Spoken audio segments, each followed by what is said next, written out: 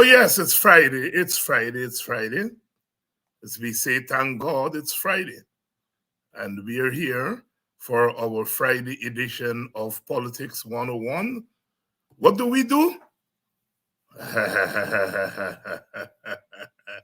welcome to all of you to Politics 101. What do? We social media influencers. Oh, it's Friday. It's Friday. It's the end of the week. The end of the work week, not the end of the week. Not the end of the week. The end of the week is Saturday. It's the end of the work week for what we used to call in the old days in Guyana civil servants. There's a civil servant, always a civil servant. You work in Monday to Friday. In these days, it wasn't 9 to 5. I think it was 8 to 4. 9 to 5 is an American story. So when you know your week, civil servant week, Monday to Friday, and some people used to work half day Saturday. The whole thing change up now, eh? The whole thing change up. The whole thing change up. Anyhow, it's Friday, and we are here because we got work to do. Good evening to all of you. Mr. White, Yvonne Rodriguez, Sandra Hanover, Ras Ricardo. Those are the people I'm seeing right now. Lynette Greenwood,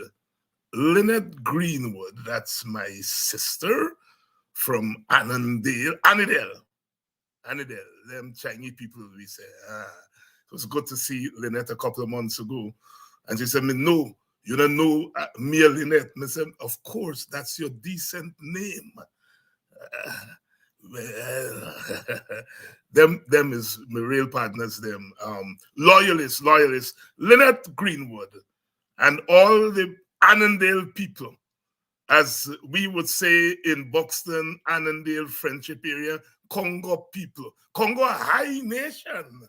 They pick me. Congo High Nation. Oh boy. Culture. Congo High Nation. And of course, they are High Nation. People trace their ancestry back to the Congos. And very proud of calling themselves. And you say they come out of Congo pasture. These are people who were linked to the Lusignan estate. And then some of them went to Buxton, some of them went to Annandale South.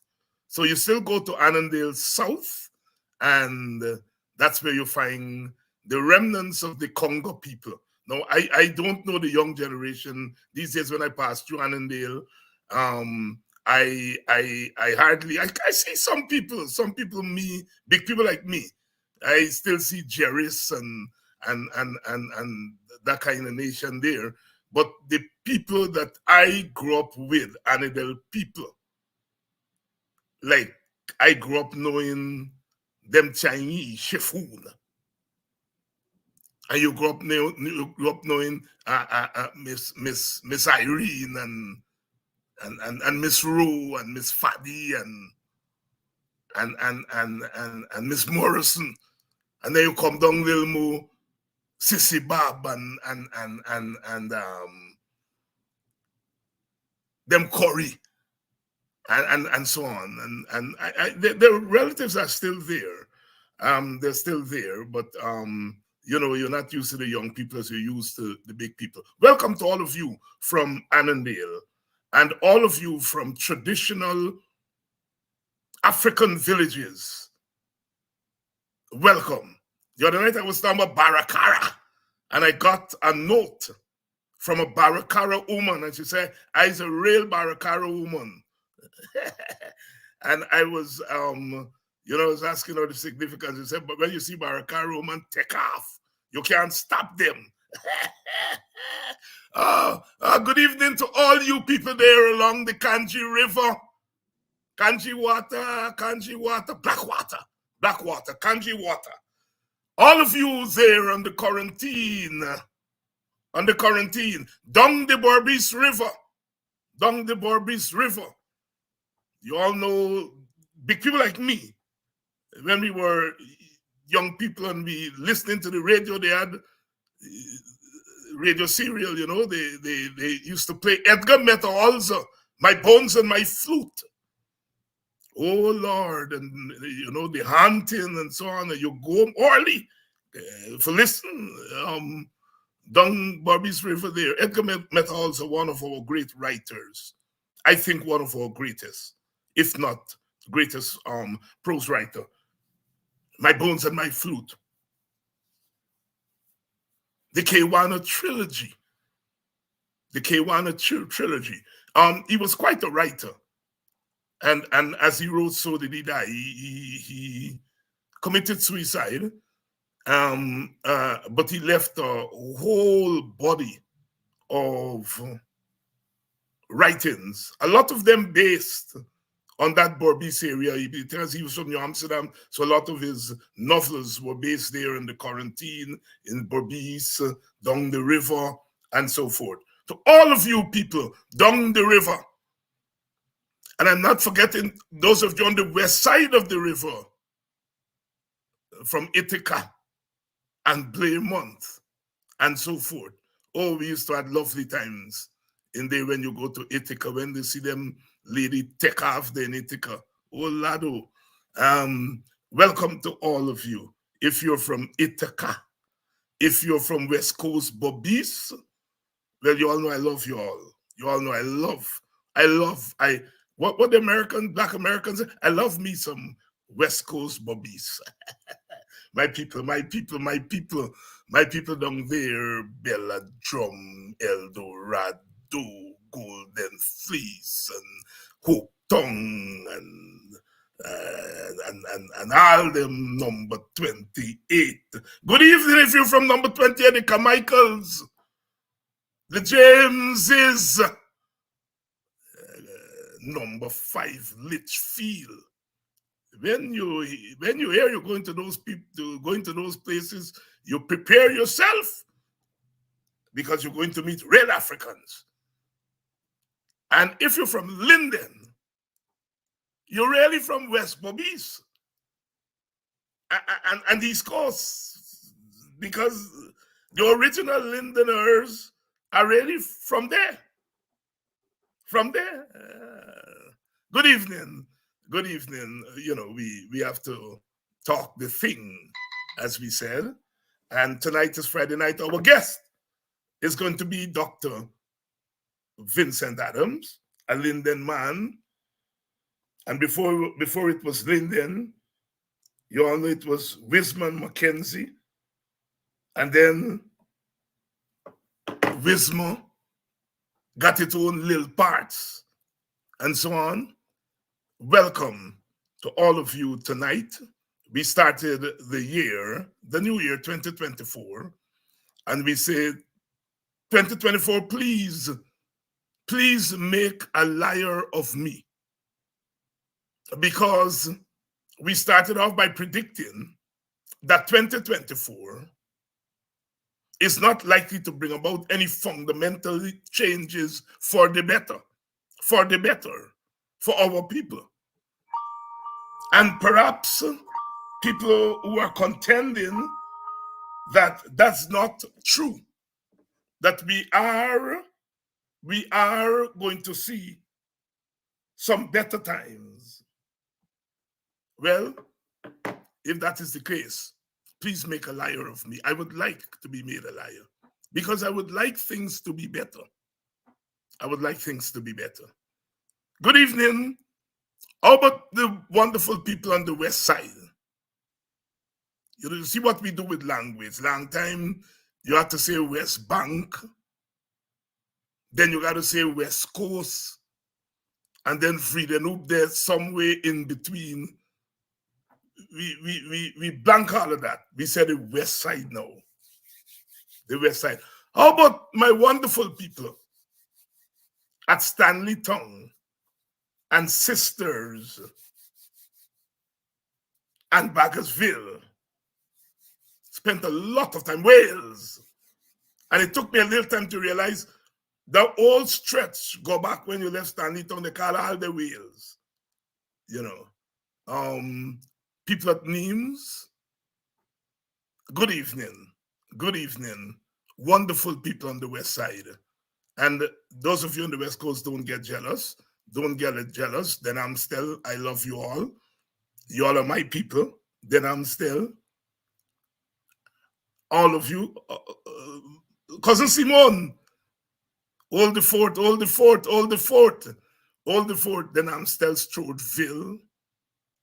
We did a lot of work, Dikendren, a lot of work, Virgin Ocean, Stroudville. I did mention Stroudville, of course. I flock Kashba. Did a lot of work in those areas, and I can't wait to get back into those villages to continue to work. Good evening to all my wonderful people from Washington, D.C., Maryland. I noticed my brother Kenneth DeFlormont is on. And brother Kenneth, I met your sisters and your brother at the function. One of the nights, because I spent my Christmas and New Year's there in Maryland, Washington, D.C., Maryland, and went around, and the Furmans, they were there. Thank you to the brothers and sisters who I met at that function there. And it was so nice to see people that I haven't seen in a long time. And of course, the Guyanese community is in mourning there. Brother Azor died. It's a fixture in that community.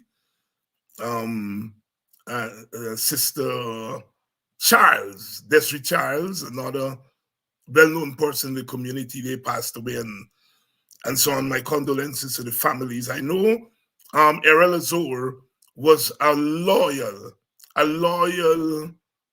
viewer of this program. So always on, and would give the feedback to my mom, who would pass it on to me. Good evening, mommy, if you're listening. My mother just got to sleep at 7 o'clock. What time now?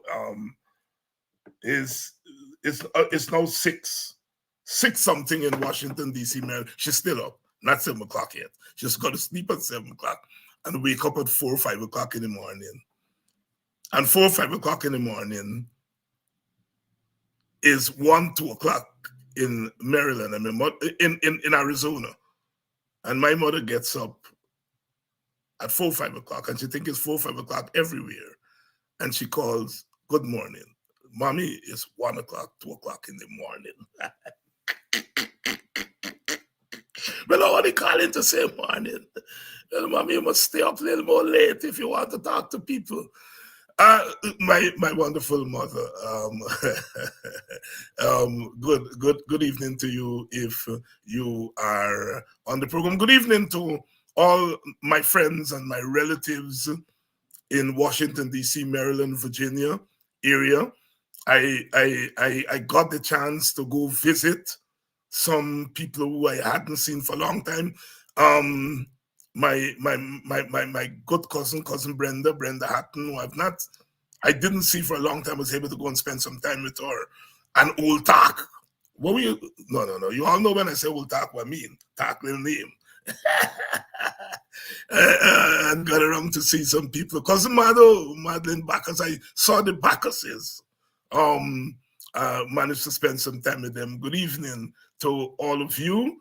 Good evening, Mr. Tapin. Welcome to Politics 101. I would like to say wonderful welcome to all of you who are joining us from Maryland, Washington, D.C. area, Baltimore. I still do a program in Baltimore the second Saturday, which is coming up. No? No, not this Saturday. Not tomorrow Saturday, next week Saturday. I do a program there the second Saturday every month on WEEA, Morgan State University Radio, at 2 o'clock. The Political Hour with Dr. David Hines. And what I do on that program is do a kind of survey of the politics in the wider Caribbean. Brother Natty, who sometimes Sister Claudette Lindsay. And I've been doing that program now, believe it or leave it, as we would say in Guyana. I've been doing that program now for, starting 1996. Count for me, 1996 and 4, this is almost 28 years. 28 years, non-stop. Been doing that radio program there. It's the Caribbean Affair, which is the Caribbean radio program every Saturday on Morgan State University Radio there in Baltimore. And I've been on there 28 years on the second Saturday of the month with Claudette Lindsay and Nati Kamatu, Brother Nati. And it's one of my favorite gigs. When you all say gig, mean you're getting paid, I don't get paid. But yes, I do get paid. There's no bigger payment than the recognition of our people that you are doing something useful. You're doing something useful. So I love doing that program because it allows me to take my gaze to the wider Caribbean. Often Guyanese people say, I don't talk much about Guyana on that program. It is true. It is true. It is true. But nowadays we have to. So wonderful. Welcome to Politics 101 on a Saturday night. Friday night. We're going with Saturday night. Saturday night is glass case night. Friday night. And so Ralph Gonsalves, who if you all didn't know, you all know now, Prime Minister of St. Vincent and the Grenadines, wonderful chap. Somebody who I admire greatly, but who in the last couple of years has lost his way when it comes to Guyana. He put him out in Guyana election too much. And then, aided and abetted regime change, and now got himself in the Venezuela-Guyana thing. And find himself in a whole set of mess because he can't be an honest broker. Because the Venezuelans help you out. And he has to be grateful to them. Nothing is wrong with that. People help you out, you gotta be grateful to them. But then you want to broker between them and your family. Guyana and St. Vincent, we're family. And Ralph cannot be objective. He has lost that touch. And recently they catch him an old picture where he take out with a Venezuela map that include Guyana. Venezuela got this map that include Essequibo. And Ralph take out a picture with a map in the background. He said he didn't know. Of course, Ralph. How would you know? You can't know if you don't look for it. If I go to Venezuela, I will be alert. But Brother Ralph didn't have to be alert. Take out a picture with a big map that include Essequibo and saying he didn't realize he's unfit to be a broker between Venezuela and Guyana. Our position, the WPA said it clearly, I said it clearly, and we're not budging from that. We're not budging from that. Are we ready for Dr. Adams? I think so. So we're gonna deal with Ralph tonight. We're gonna deal with Brother Ralph tonight. Take out a picture with this map in which Venezuela's included Essequibo.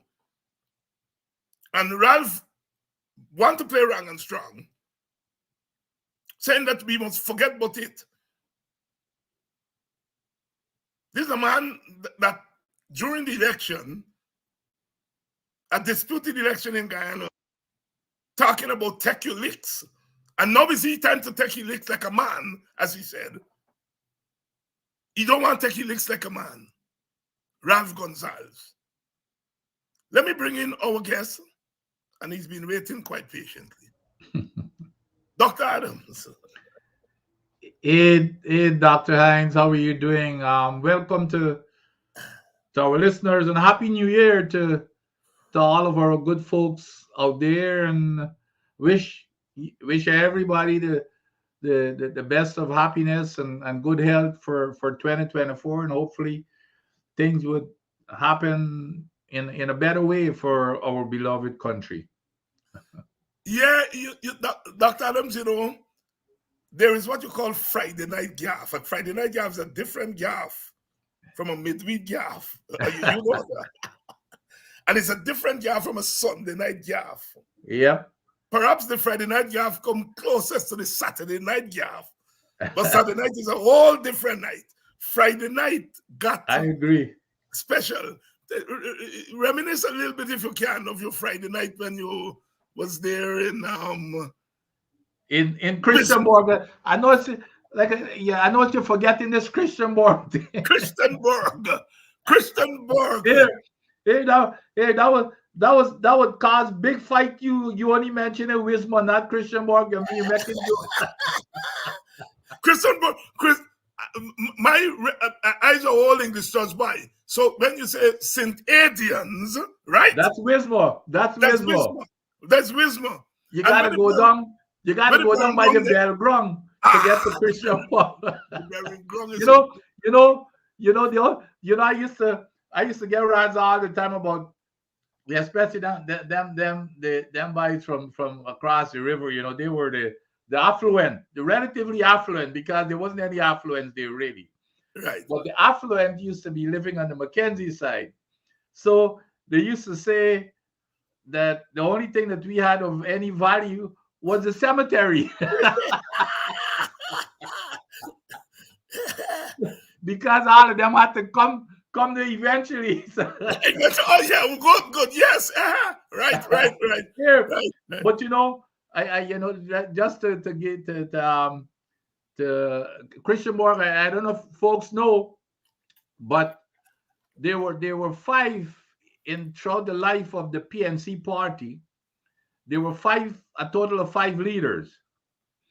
And two out of those five, 40% came from the alleys of Christianborg. Yes. And not only did they come from the alleys of Christianborg, they came from the same alley, living right next door to each other, Robert Corbin and Aubrey Norton. Hey, yes. I mean, yes. We all grew up together, but I lived in a different alley. I live in a place called Poker Street.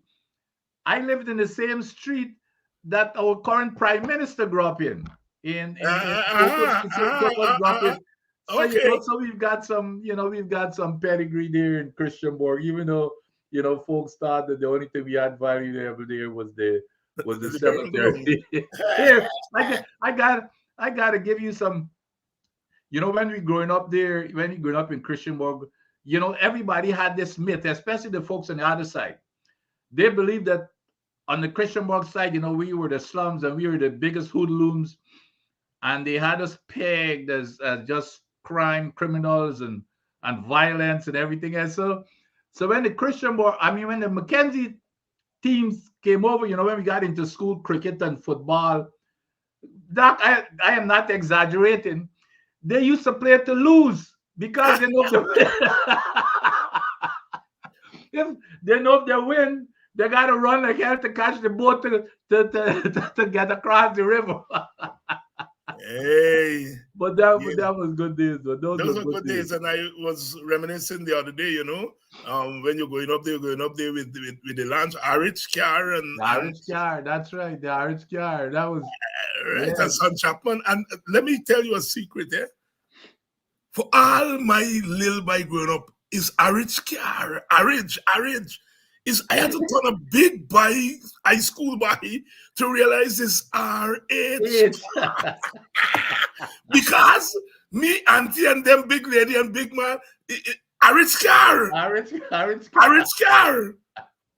I don't know if you remember Norman, they used to sell coconut. He was a Buxtonian. And when he come home to Buxton, all them Buxton people, they're sending money for their family. yes, With yes, yes, yes. he would come down for get coconut every weekend. And Yep. when Norman come to Buxton, you go to his house and you collect what your family send. He was like a postman. And you never hear people say Norman interfere with 1 cent for anybody. I was finding out the other day because we were talking about him, and I was like, they used to pay him any money? No. He would volunteer and he would bring down this 40, 50 envelope. Yep. Norman, and he used to sell coconut there in Yeah, that was the Friday night. You see, Irish carriers they had a after work. There was a 5:15 or 5:30. So when and you talk about at that time, Linden was made up of share. You just mentioned it, share West Babishans. Mhm. That entire so if you trace back, if you go in right now in Linden and you trace back, most of the Lindeners have that route. West Babis, Buxton, East Coast, all of that. That entire, corridor going all the way to West Babis. And on Friday night, you everybody used to run from work to catch the Irish car to come down and go visit the family Yes. on for the weekend. And then there was a 3 o'clock Irish car from Georgetown coming back on Sunday afternoon. Yes. Yes. Yes. That Yes. was, and I remember that distinctly because I at that time, I used as a little boy, I used to play cricket for Mackenzie, for Linden. So we had and the cricket was played Georgetown on the weekend. So we had to catch that same Irish car and travel with Irish car on Friday nights and come back Sunday night, Sunday afternoon. Yeah, so Oh, yeah, tell me, I know you all had a Mackenzie Sports Club, of course, up there, but yes. you played Case Cup. Yes, I played Case Cup as a little boy. I played we had, when I made the national team for us on the under the first youth team for Guyana.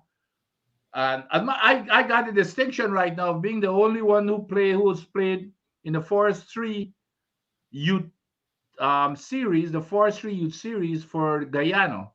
And I came out of Linden. And then when I started playing Case Cup for after Butcher came up to Uh-huh. Linden, we got promoted to Case Cup.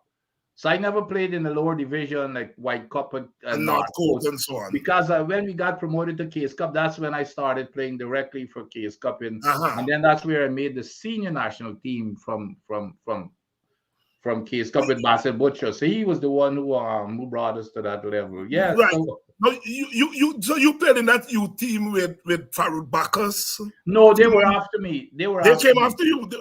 You okay? I came with it was two. The two of us played in the first three national youth series, which was myself and Keith Aaron. You remember Uh, the late yes, Keith I remember Aaron? Keith Aaron. Uh-huh. So he of course passed away, but no, Farouk Bacchus and them came afterwards. They I think Farouk came the year after I uh, Yeah. I stopped playing. And a lot of people don't realize, Mark Harper played, I think, in the 71. But he was a little boy. He was a He little was boy. 12 or 13, yeah. Yeah, I remember he marked. Then afterwards, I became captain of the Denmark Cricket Club when I was going to UG, and Mark played under me, Mark and William White and all those. I Right. when I was captain of DCC, so Mark was one of them guys who, you know, Mark Mark used to, even when we finished practice, Mark used to there and you remember a guy named Andrew Light. Monster. Monster and Monster. Mark would play even when it's dark. When practice finished, them guys there in the dark, knocking up on the pitch. So that was, I mean, those guys were really very very talented players that I had the opportunity of. I also played with Paidano. Paidano was in my time. Right, right. Yeah. And after our discussion about Paidana and wicketkeeping here, one of the wicketkeepers at that time, Lonsdale Skinner, Right.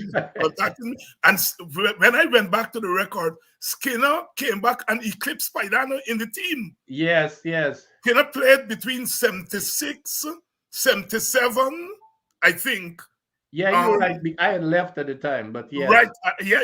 He came back and knocked Paidana out of the team Yeah. because he played for Surrey. He played for Surrey. He was Surrey number one keeper. And I remember quite an accomplished keeper.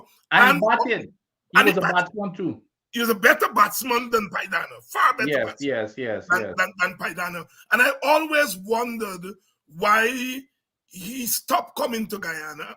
I didn't realize he also stopped playing for Surrey Yeah. until we had this exchange. And then I went, and he was a victim of racism and so on. You know, he talked about how Fred Titmus. You remember Fred Titmus, the off spinner? Yes, yes, yes, yes. There was insultive to him and so on. Yeah. But he was quite an accomplished player, He and was. He always was. wondered what happened. But he came on in knockout pie for 2 or 3 years. So clearly, that's a Plaisance man. He's a Plaisance man. Your Yep. wife from Plaisance, right? My wife is from Plaisance. That's right. Yeah, Plaisance. Rex Collymore came from Plaisance. Rex Kali is Leon Stewart. Leon Stewart, yes. You bringing back some memories. I remember. I remember one time, Plaisance had a team called Combined Services.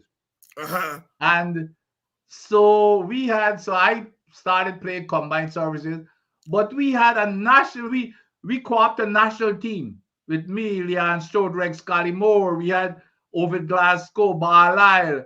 Yes. All of us.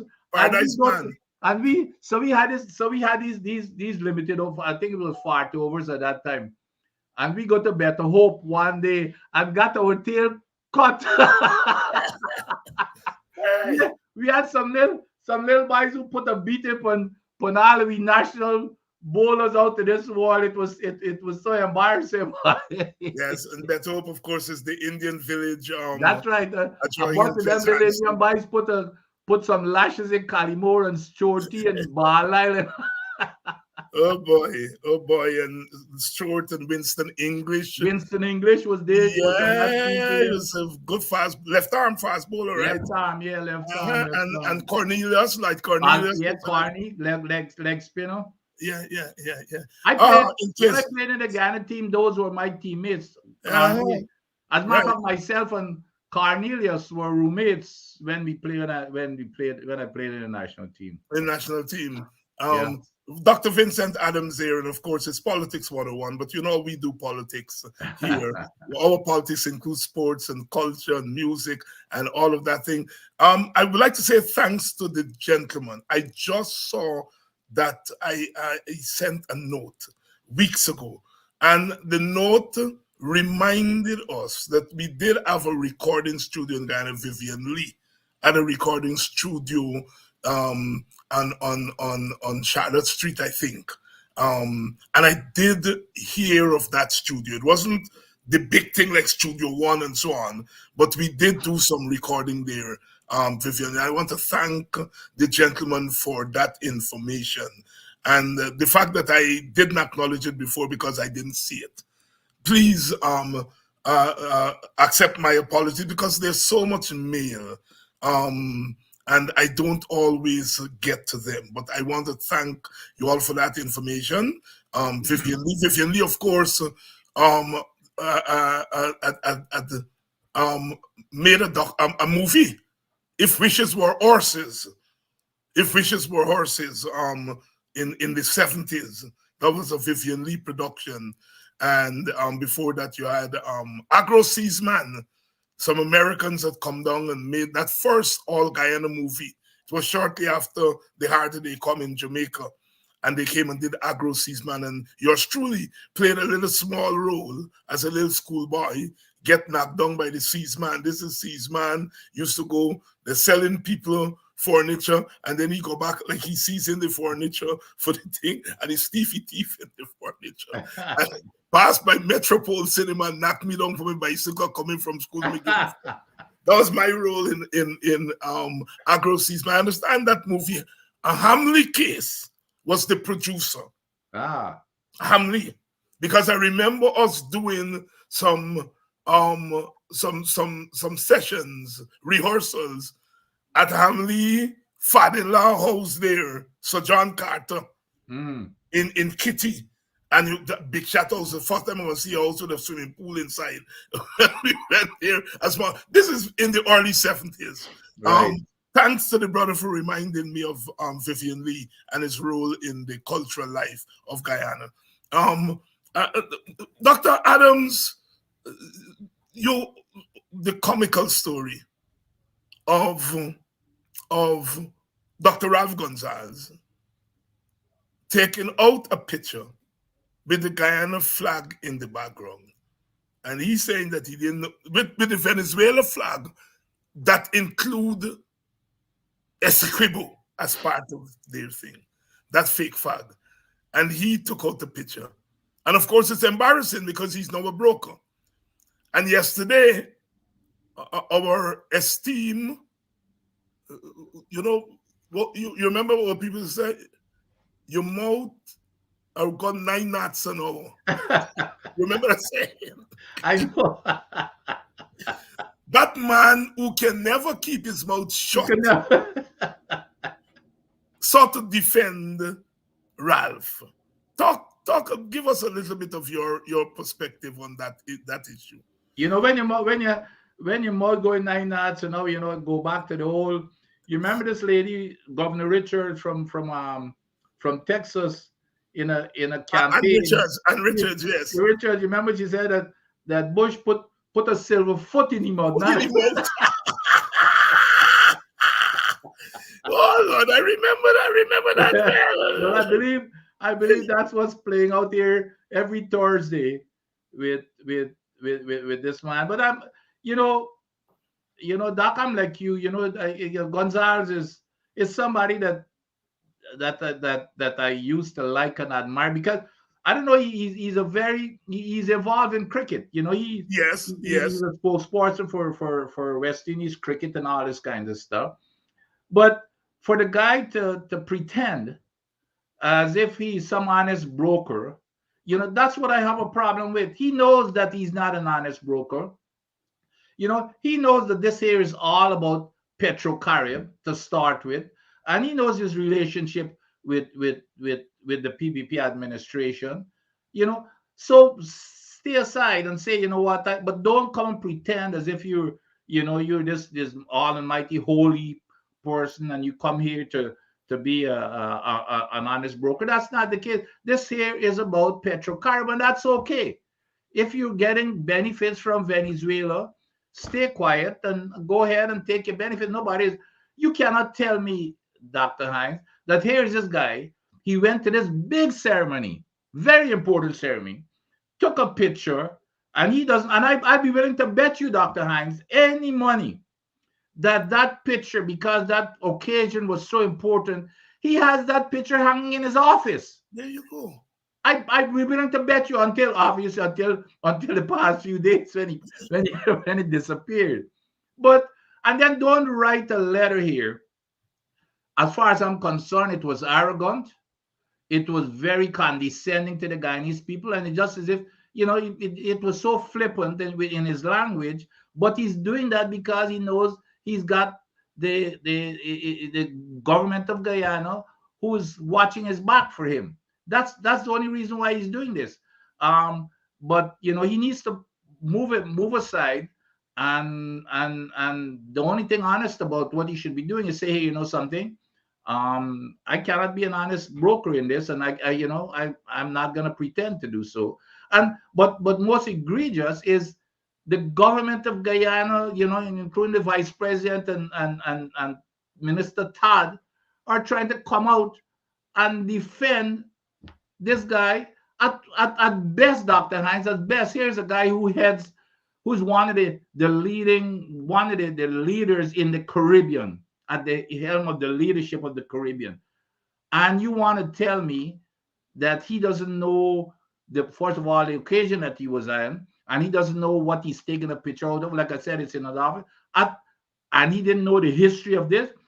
at best, Dr. Hines, he's incompetent. That's right. At If best, yes, at best, it, at best. at best he's incompetent. Yeah. So, No, you know, you're quite right. Sister Peggy Russell Elias, and I noticed Yonet Elias. So all the Eliases are out. Um, the Eliases I know are some of the Eliases from. I met them in Washington D.C., Maryland area. There's some Elias there. Them Elias boys, and they got some sisters too. You all may be related. But Peggy, I think you and Bar. Peggy, you're right. He's lost this way. Ralph is much better than what he has presented himself to be in the last couple of years. He's much better than that. This is a first class scholar. This is one of the last of that breed of progressive left wing politicians who defended the Caribbean against imperialism and so on. And he just has lost his way. He has just lost his way. And it's sad, but we cannot allow him to get away. Yes, we love you, Ralph, but you have lost your way.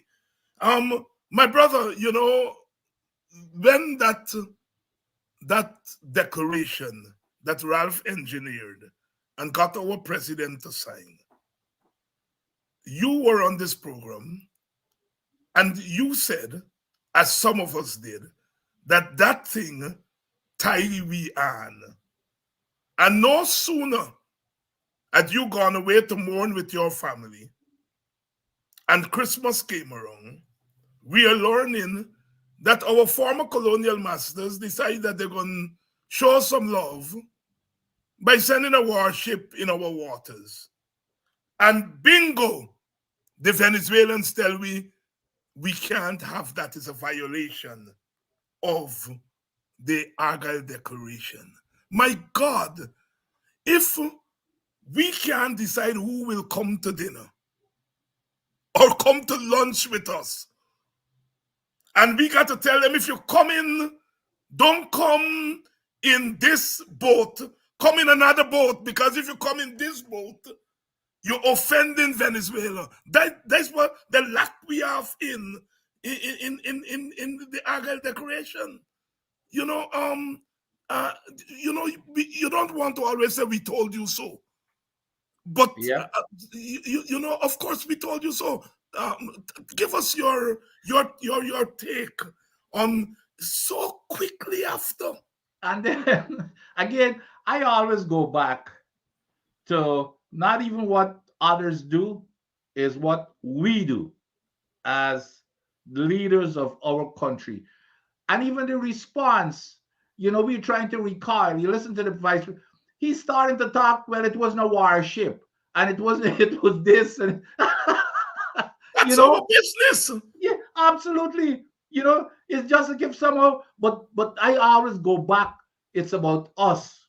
It's not whoever wants to do stuff. If Venezuela wants to say that we violated Arga, I would never come and say, well, oh, sorry, this here was not a warship. I mean, I've never heard anything so silly in terms of an explanation.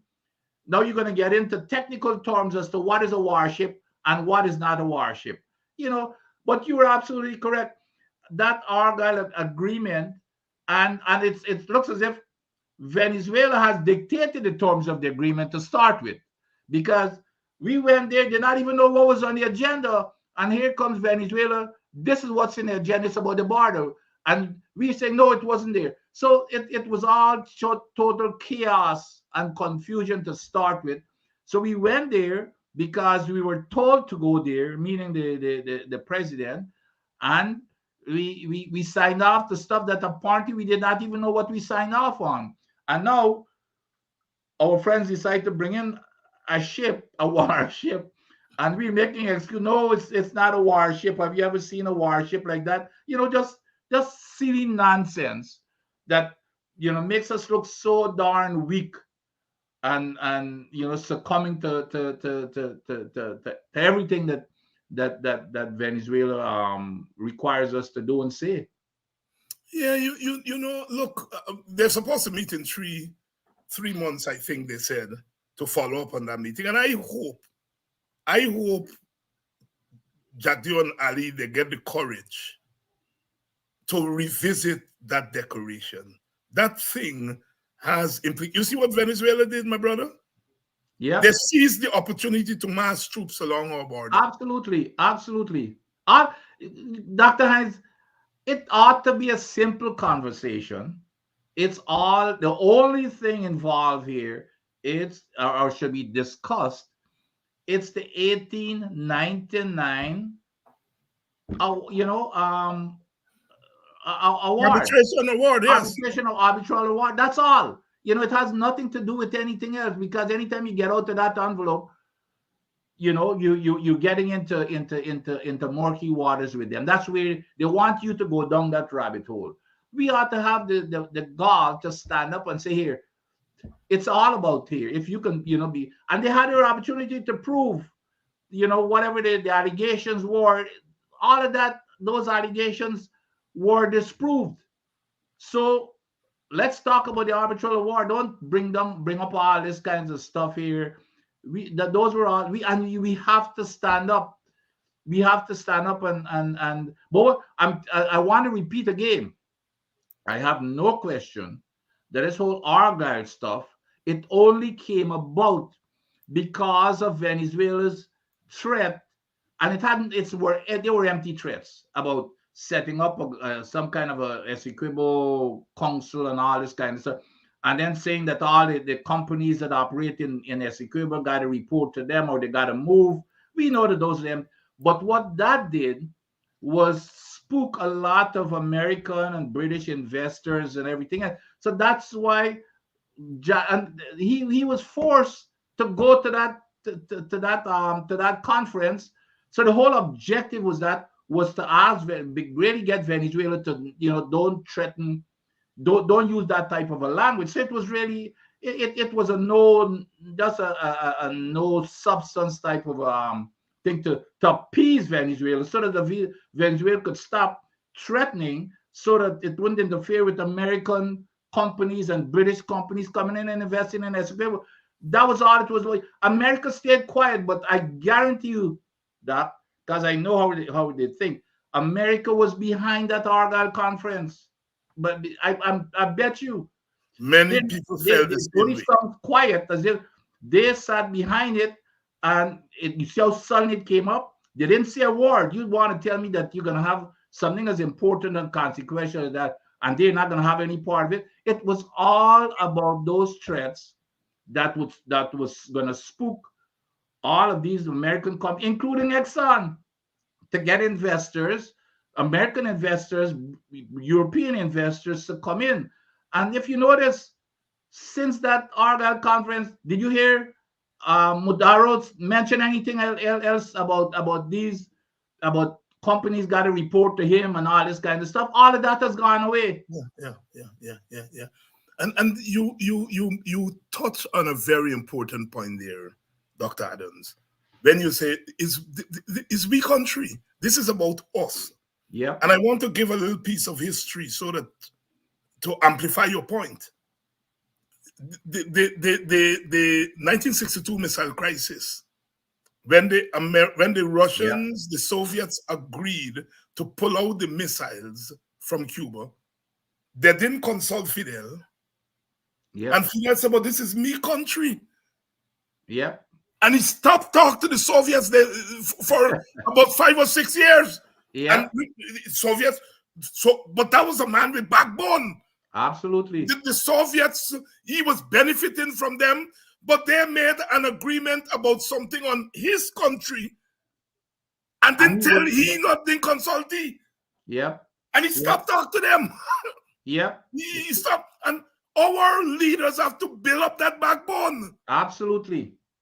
That Ralph, you all cannot be making deals about Guyana and then pull our leader to the table and make him Absolutely. sign away. Does anybody have any doubt? I mean, nobody has any doubt that when our president went there, he did not know what he was going there for. He didn't have an agenda. He But he didn't. said so publicly. Absolutely. And that's why Aubrey Norton didn't go with him. Aubrey asked him, That where your agenda? absolutely. And it's such a shame. I mean, look, Burnham wasn't perfect. Yep. Jagan wasn't perfect. Yep. Desmond Height wasn't perfect. But my God, you would have had to tie Burnham with some crane and drag you out again to go and sit Yep. down at a meeting like that under those conditions. Yep. He would not have done it. Yep. And I'm not saying he was a perfect man, Right. but at some point, when you live and you don't have warships and all those things, you have to let your dignity as a country. That's Yep. what you have. And these people who are ruling us there, they have no goddamn dignity. To Yep. get Ralph Gonsalves and them, pulling them like donkeys, to go and sign an agreement like that. And then you can't tell your friend, come and visit me. Your friend visit you and they tell you, your friend can't visit you. Yep. That is what we are in, sisters and brothers. That's what we are in, comrades. And we have got to let it be known that those of us in the opposition, we are firmly against that. At some point, you have to take a stand on these issues.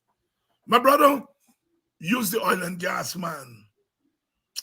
And that is the constant in all of this. In all of this, oil and gas, we see a lot of activity. They are pushing ahead with the gas to shore pipeline, despite all the export advice. They're pushing ahead with this, they're pushing ahead with that. We are now learning that the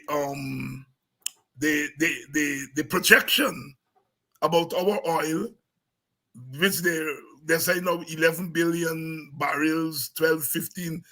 Some places are now putting that at 50 billion barrels that we could have there. So you're really talking about a lot more oil. Of course, the companies don't want to tell us how much because it's not to their benefit to tell us how much it's projected. But some private firms are projecting that it's about 50 billion barrels of oil that we have there. So the oil and gas thing is constant. We are battling on many fronts: on the legal front, the environmental front, the regulation front, the books. We've had all these problems, and we are now going into 2024. Jatio said yesterday elections are not going to be held till the end of next year. That's instructive because they were trying to hold elections this year. Apparently, some spokes was put in the wheel, so they can't do it this year. So they're going the distance till the end of next year, which means they are going to run on the oil money and what they do with the oil money. As we enter 2024, what for you are the big issues in the oil and gas front? Well, the only spoke in the wheel is poor management, Mhm. and they recognize that. Just think about it. Had they been confident that they were doing as well as is being peddled, I would have held elections tomorrow. You come out and you boast, well, well, here's what I thought. Here's what I think. I think the local government elections, it's what disappointed them. They were going to use that as the gauge. So when that came in, I think that was what scared them away, and now they've got to go the distance. Now, what is gonna here's what's gonna happen, and you know where the money will be going. This here is gonna be they're gonna continue this trend. If you notice, if you got to listen keenly to BJ's press conferences. If you notice how much he's focusing on Linden, for example, and Mm-hmm. how much he's doing in Linden and those areas, and what, if you notice, every time he uses it as an example, the the Linden area comes up, and all the other areas that the PNC stronghold areas come up. So what they're gonna do, they're going to attempt to go into those areas and do whatever they can, whether it's giving people, just handing out monies and giving people whatever they need to give them to kind of bribe and to get them. So that's, so in terms of governance and spending this oil money, it's not going to be anything that make any sense. It's going to be for their benefit, and which again is gonna get back to the poor, to the poor governance and discriminatory practices in how this money is being spent. Look, for example, we when you brought up one day with the gas, the show project. They're moving forward with that. It doesn't matter whether it makes sense economically to the country or not. They're moving forward, and even though there wasn't any feasibility study, even though they still have not gotten the financing, then, and the reason why they haven't, because you remember it started out at what, 700 million, and now it's all above 2 billion, Mm-hmm.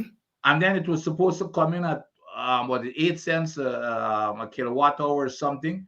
But what has happened, I guarantee you, the reason why investors are not coming on board, because those numbers do not hold up, especially with the increase in cost. So the investors returning in the return in investment does not bear water as to what the vice president was talking about, no brainer and everything else. So even if it goes forward, they may not want to tell us, but the return, the rates, the cost of electricity and everything cannot be, in my opinion, the numbers that he was talking about. It would be much higher. But they're going to go ahead with it anyway, because it would be completed probably through elections. It's going to look good, but then of course after elections, that's when you're going to have to pay the piper. Education, for example, the opposition leader brought up education, for example, in terms of where the money should be spent. Absolutely, without question, education is the most fundamental pillar. And I know this because when I was with the US government, that was where, we, the whole paradigm has shifted. And we learned that after 2008 with the world economic crisis. When we used to think infrastructure, you build it, they're going to come, that was proven to be totally incorrect. So we had the new model in running the US government. It had to be education, number one. You invest in education, and you ask all of any companies, you invest in education, that's what's going to bring in investment in your country. And second, by the way, is not even infrastructure. Second is following the rule of law. Because when you follow the rule of law, you get a disciplined workforce with people who are going to come to work on time, they're going to follow processes and procedure. Infrastructure comes third. So they continue to spend the money on infrastructure that is not reaching the regular people, and it's but it looks good. But look who are getting that money, the glut of that money going into infrastructure. It's the people who are getting these type of contracts, such as Critic and those folks who have no kind of qualification to even be contractors. I look at some numbers, the vice president yesterday, and I don't know. Just as if he thinks that he's so smart, but he even ties up himself. For example, he says he brags about he brags about spending $70 billion for the for half of the poorest half of the population. He himself come up with the numbers. He said 350,000 people, and he mentioned civil servants, children, pensioners, part-time workers. So he's bragging about spending 70 billion out of almost $1 trillion budget on half of the nation's population, which is 7%. 7%. And he's bragging about that. He brags about this 6.5% raise for public servants cost $7.9 billion. That's less than 1%. That's 0.8% of our total budget, which is close to $1 trillion. And then he says, well, the poverty rate is plummeting. Which country is he living in? He said, this guy says that the inflation is 1.9%. Could you believe that? 1.9%. Is this guy real? Is he connected to what's going on? Has he been to the market recently to buy a pound of tomato or a slice of pumpkin and to Pumpkin. tell and to Pumpkin. tell me that it's 1.9%? That is telling me that there's basically hadn't been any change in 2023. But he expects people to believe that. So that's what I'm concerned about, that he's going to get up every Thursday and spout these kinds of stuff. And you see, he believe in the Russian style of things. And the more you say it, it doesn't matter whether it's true or not. It's going to register with people. They're going to believe it. You look at him. He repeats the same thing over and over. That's his modus operandi. That's his style. He's going to repeat these things over and over, and and we've got to continue to call him out, even if it's on a weekly basis. We've got to call him out because everything he says here doesn't make sense. How could you say? He even said that the poverty rate is plummeting. It's plummeting when in response to Aubrey Norton's saying that those metrics such as malnourishment among our kids, up to recently the World Bank and UNICEF in their report, two credible organizations came out with a report that said we have the highest rate, the high meaning on the lowest, the worst then, the highest rate of malnourishment among our kids, five times the rate in the region, and even worse than that, twice worse than Haiti of all places. I know you're telling me that poverty level is somehow plummeting, but these are the kinds of things that he thinks that he can get away with by spouting it over and over, and people are going to believe it. So that's what I'm worried about. It's the politics of where this money is going. It's not going, where it's going to help the country in 2024.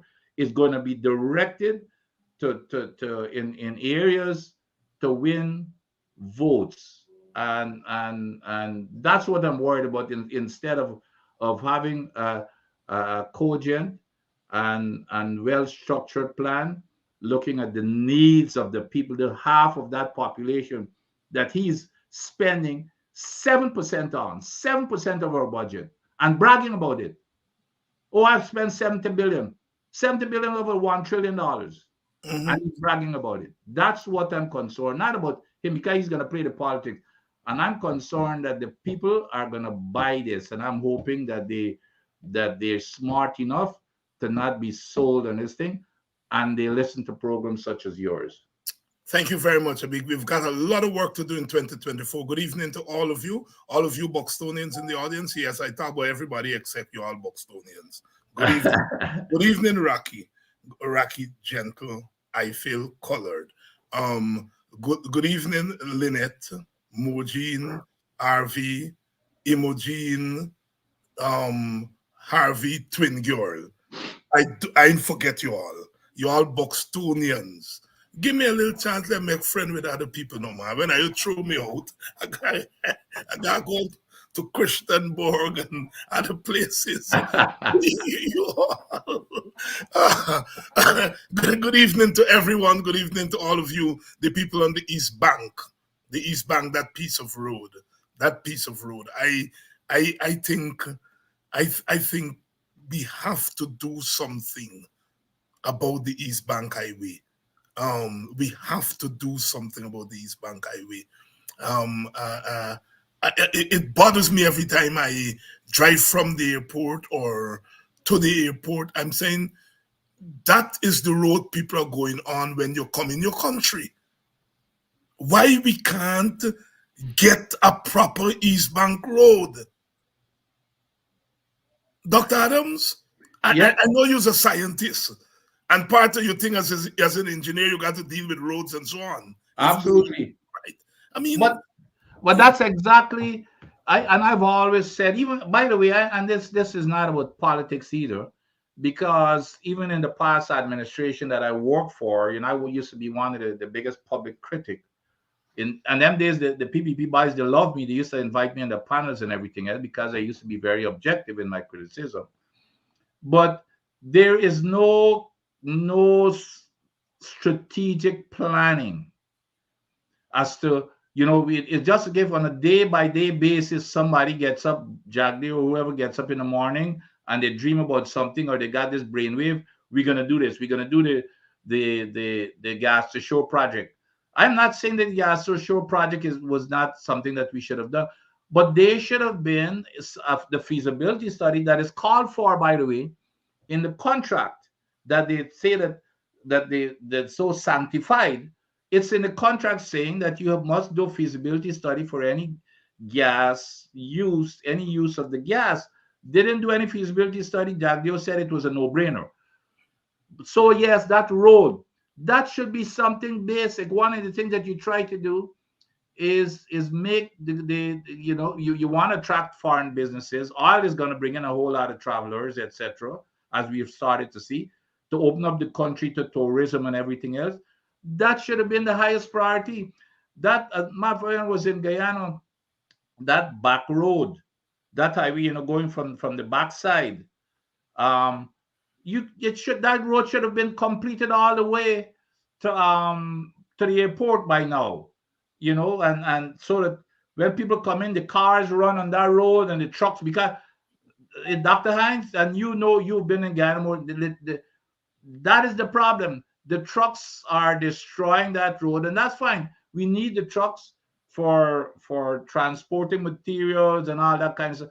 Let the trucks use the old road, but the new road should have been built all the way to the airport rather than just to Diamond. It doesn't make any sense. Mm-hmm.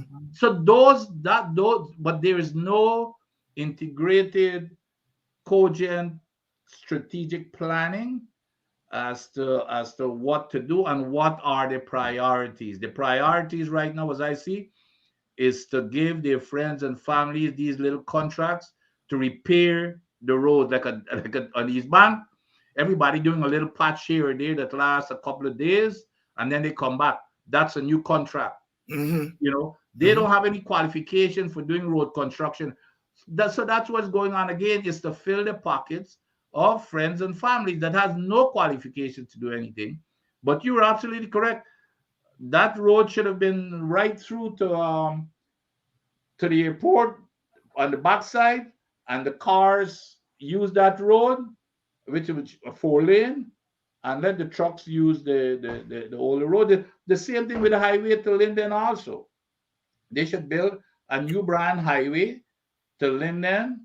Let the truck, because I can tell you, the biggest trucks with those timbers, I've never seen timber that big coming on that, traveling on that highway. Yeah. And the highway, I knew it because when I was at the University of Ghana doing civil engineering, the highway was not designed for that type of load when it was first built. So it cannot last. Okay, keep that road, but build another road, because remember, now you're building a road to Brazil.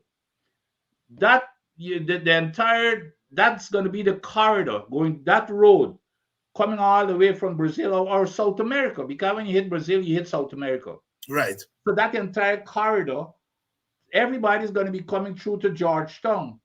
So as you build the road to Brazil, it also should be in parallel building that road from Linden to Georgetown, because or else you're going to have a really serious problem with the traffic as it's come through to get to Georgetown. So, but there's no type of that forward strategic thinking that is going on. Yeah, and that's the thing, this strategic thinking. Good evening, Yuri Westmus, my brother, my friend. It's always a pleasure to have you on. The Westmus family, of course, is one of our political families, one of our traditional political families in Guyana. Um, Rory Westmus, one of the firebrands of the 1950s. Yuri's father, David Westmus, who was very much in the PPP, assistant to Dr. Jagan, and Yuri would talk about the fights because Yuri's brother Nigel was WPA, and the father was PPP, and Yuri would say most times the mother had to settle the arguments in the house. Oh boy, politics, and we're all such close family as Guyanese. Dr. Adams, whether the elections are held this year or next year, we are down the home stretch to Yeah. elections. Um, and I have said on this program earlier this week that look, the PPP has worked out how to win an election and put win in quotations, right? The way in which they nail down the Indian Guyanese votes by putting them in silos, the way in which they set up these little mushroom parties so that who vex with them go and vote for the little parties, but the little parties are really PPP fronts. They holding on to that bloated voters list of 200,000 people where you can T 5,000 and nobody won't see you easily. Now we have the influx of immigrants from Venezuela and Colombia and Brazil and so on. That's another opening for the PPP. So in a sense, the PPP has worked out a strategy of how to get by in elections. Let me take back the win, right? How to get by. Um, you and I belong to opposition parties. We are part of the opposition. Um, and I think we have got to begin to work out a strategy too of Yeah. how to win elections. Do you agree with me? Oh, without question.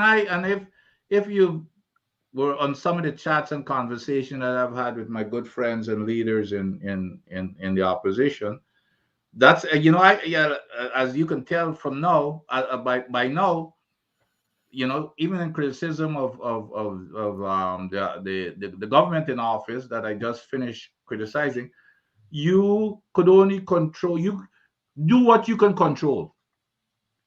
The government is doing their thing, you have no control over what they're Yeah, doing. We have control over what we do, and we should be doing what we think. But the frustration is that they're here again. It's just okay, we are not planning and strategizing as to what we should be doing. So, and all we do most of the time, Dr. Hines, I hate to say this, is react. yeah, The vice president comes up every Thursday and he makes statements and we react to it. Where is our plan for you? For example, the biggest thing now is the election. Where is our plan to make sure we've got a clean voters list and to turn out our voters? I keep hearing all the time. Well, we gotta go into we gotta go visit. We gotta go, and we believe that just by going into someplace, Region 9 and Buxton, and visit people, so you got 1,001 different ports. I said, when we go there, what are we telling them? yeah, What are we telling them? They're gonna come. Are we just gonna go listen? Well, pumpkin is $1,000 a little slice. Boro a little. Okay, that's what we know we're gonna hear. What do we have to tell them to say if we get into office? This is what we're gonna do. We're gonna. That's never gonna happen on us because we're gonna put emphasis on making sure, even if we get food stamps or a subsidy for food, that will never happen. Everybody will have a house to live in, water. Those are the basic things we should be strategizing. I'm not just saying it with empty words. What I've asked is for us to go back and analyze what each of these programs will cost and show how we can afford it. I even heard yesterday, and that Jagdio is not stupid. Jagdio tore into our opposition economists, and of course I didn't listen to what the economist said, but he said, well, the interest is going to pay for the UG thing, and when you add up the interest, it doesn't add up to at least that Jagdio's version, because that's his calculation. But my point is, when we go there and listen to the problems, we need to tell them if we get into office, how are we going to solve those problems? Not to just go and listen and then we have nothing to offer, yeah, or then we're not even coordinated with what we say because some, one person may go someplace and say something, and then another person says something else because of their personal thing. So we have to have a coordinated plan as to what is our message? What is our message to turn out the votes? Dr. Hines, you and I know that elections throughout my entire life has always been close.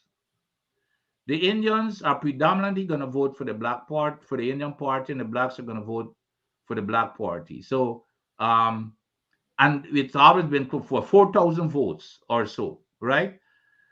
If you cannot tell me that if you make a concerted effort, you cannot turn out an extra 4,000, 10,000, 20,000.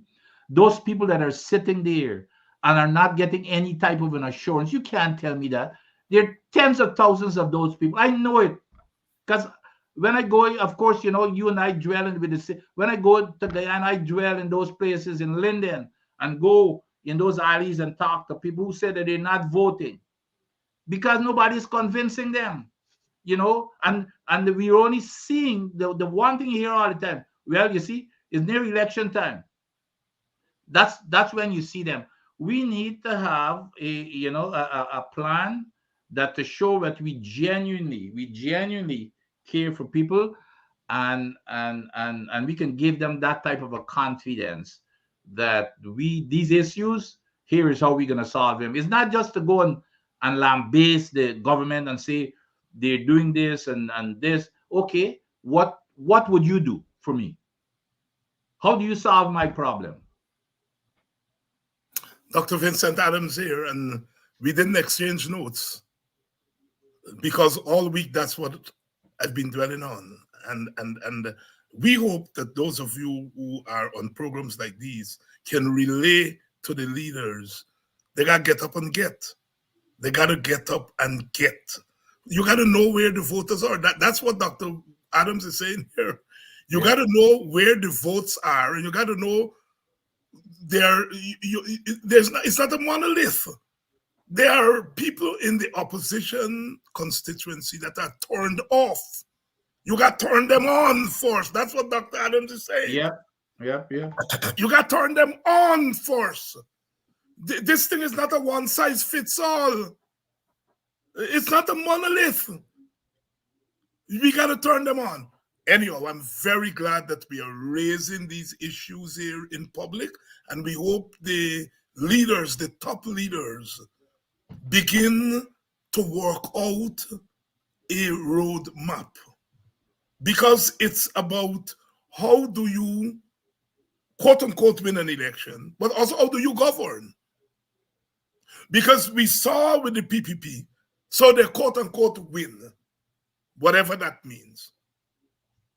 But then when it comes to governing, we have seen the disaster of the last 3 to 4 years. And so it's about time that our side begins to work on getting things together. Dr. Adams, before you go, anything that what's your pet thing? I know you're into the oil and gas thing. What is the one thing, if you had to choose one thing that you want to see us get right, whether it's PPP in government, PNC in government, AFC, whoever, the one thing that you think is imperative that we get right in 2024, regardless of who is in the seat of government? Well, I am telling you, this whole thing about um, full liability coverage. Uh-huh. It's a very, very serious. And when I see, and we get back again to this government kowtowing to, doesn't have the spine of their own. And it's not only about the US and those, even Exxon is controlling this government. Like I said, we imagine we have it in the law. I put it into the law, into the permit. that thou shalt have full liability coverage from the parent company, meaning Exxon.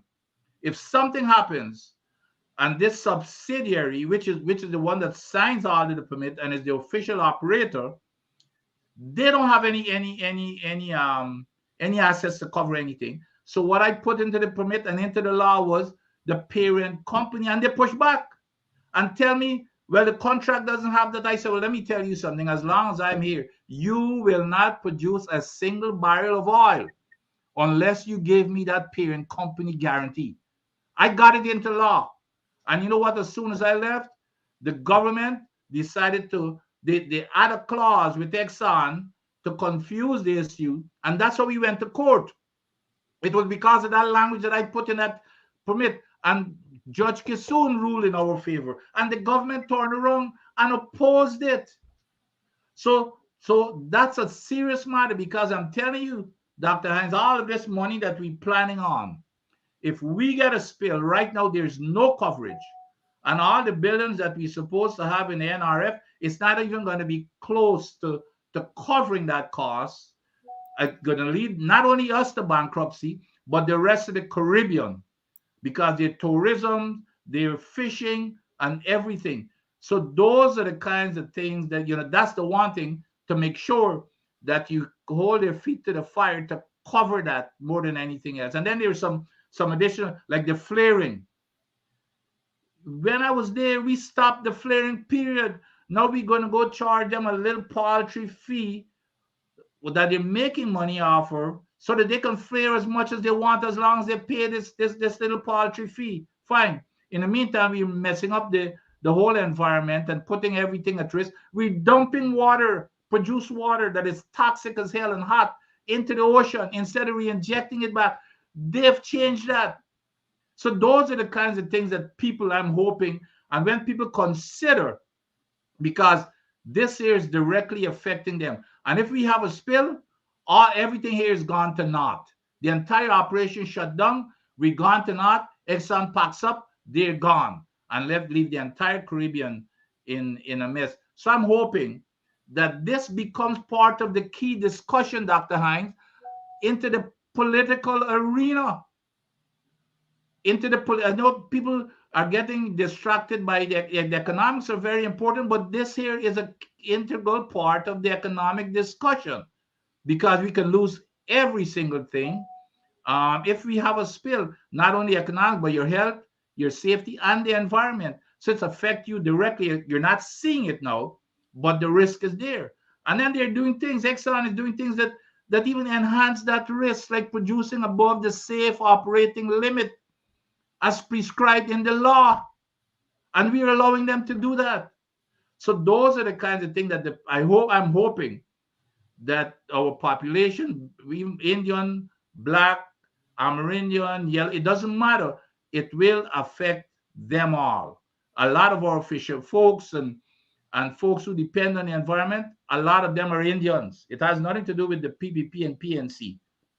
Okay, so I'm hoping that they would look at this thing and say, well, okay, here, it's putting me and my livelihood and my family livelihood and safety and environment also at risk, and everything could go for naught if we have something like. So I'm hoping that when they decide who to vote for, they make that decision considering these critical issues. So I'm going to keep pushing these environmental issues and the risk that this government is putting us at for the greed for Exxon. The only reason for them is to make money. And the thing that I want to re-emphasize over and over, Exxon had already agreed to do these things, Dr. Hines. They'd already agreed to it. Mm-hmm. And when I left, this government shut everything. And then this vice president has the gall and the nerve every time he gets on television, like yesterday, to say that they have improved the environment control. And I keep challenging him, name one thing that he has done, that they've done to improve. Everything that they've done is to degrade what we had put in office. A simple thing, even for if a spill, this capping stock that he's taking credit for, which is the this I can't believe that he's so barefaced to be doing this. We're the ones who require the capping stock, meaning a big heavy 50-ton to 100-ton equipment. After the Macondo spill in the Gulf, you remember it flowed for like 8 to 9 days. So they developed this big heavy. So you bring it and you put it on top of the well to stop it. Well, it means that the faster you can get it to the well, the better, right? We had it the fastest we can get it between myself and Dr. Bino at the Department of Energy. We forced Exxon into getting it there in 3 days. Do you know what they changed that we had in the permit? They've changed it to 9 days. So they allow Exxon to go ahead. First, Exxon came to me and Dr. Bino and said they're going to do it in 20 days. We said, you got to be out of your mind. So we were down to 5 days. And then we told them we need a report why it cannot be 3 days. The next thing you know, when we left, the government decided to go and gave them 9 days. So now they're risking an additional 3 days if something happens. It does just to save Exxon money, and then bragging that, well, they put the first time they've got a capping stock in place and it's coming out of Guyana. It doesn't matter. We had it coming out of Trinidad, South Trinidad, because that's the fastest place it can get to the site. Who cares where it comes out to? The key was to get it to the site as fast as possible. We forced them into 3 days. The government come in and triple that time to 9 days. So now you've got an additional 6 days. If something happens, that stuff is gonna flow all over the Caribbean for an additional 6 days. So those are the kinds of things that people should be considering. Dr. Vincent Adams here really laying the situation out for us, especially as it relates to the oil and gas industry. Here's hoping that 2024, politics or no politics, party or no party, that some things just get better. Some things are important. The environment is important. Accountability is important, and we got to get those things right, regardless of which party is sitting in the seat of government. Of course, our objective on this program is to ensure that a combination, a coalition of opposition forces take the reign of government, not because we are better, not because we know better, but it's because the present government doesn't know anything. Technically, they're bad. Politically, they're selfish. And what that amounts to is that Guyana will be in trouble. And so we have absolutely no alternative than to work to get an alternative government in place. And we have to vow from now that we are not into the business of exchanging one government for the next government for the sake of exchanging. We got to do better as a country. We have to do better. For too long, 6 decades, 7 decades after independence, same old nonsense. It is time we put a stop to it. And since elections are the route to government, we've got to put a lot of store in ensuring that the elections are real elections,